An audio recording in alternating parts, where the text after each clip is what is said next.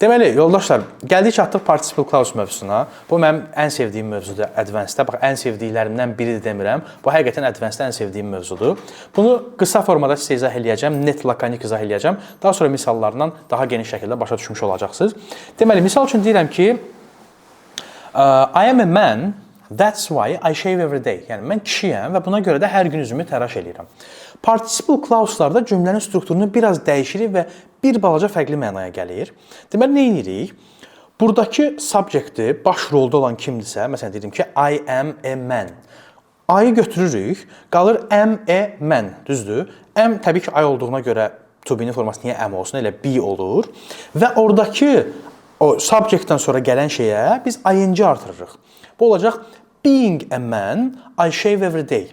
Yəni, kişi olduğum üçün hər gün təraş eləyirəm. Və yaxud da başqa bir misala baxaq həmən burada. Məsələn, deyirik ki, burada çox maraqlı bir misal qeyd eləmişəm. Bunu əgər normal formada desəydik, yəni bizim bildiyimiz o B1 formada desəydik, yəqin ki, belə olardı. He knew the answer, that's why he raised his hand. Amma participle-da necə olacaq? He-ni götürdük, knew qaldı, düzdür? Onu ing-yə çevirəcəyik, knowing olmaz təbii ki, knowing olacaq.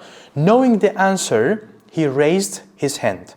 Yəni, cavabı bildiyi üçün əlini qaldırdı. Sonra, məsəl üçün, burada başqa maraqlı misal var. Yazmışam ki, feeling tired, she went to the bed early. Yorğun hiss elədiyi üçün erkən yatağa getdi. Burada feeling tired, she went to the bed. Bu əslində bizim normal istifadə etdiyimiz cümlə belə olmaydı. She felt tired, that's why she went to bed. Yorğun hiss elədi, ona görə yatağa getdi. Amma biz burada she-ni götürürük. Felt təbii ki, normal formada ing ilə feeling olacaq. Feeling tired, she went to the bed. Bax, bu şəkildə daha advanced structure-da cümlələrinizi qura biləcəksiniz. Aşağıdakı misalları oxusa zaten daha yaxşı formada başa düşəcəksiniz. Cümlələri çoxlu praktik eləyin ki, ağzınız bu formada cümlələri qurmağa tam öyrəşsin. Özünüzə yaxşı baxın. Növbəti mövzuda görüşərik. Hələlik.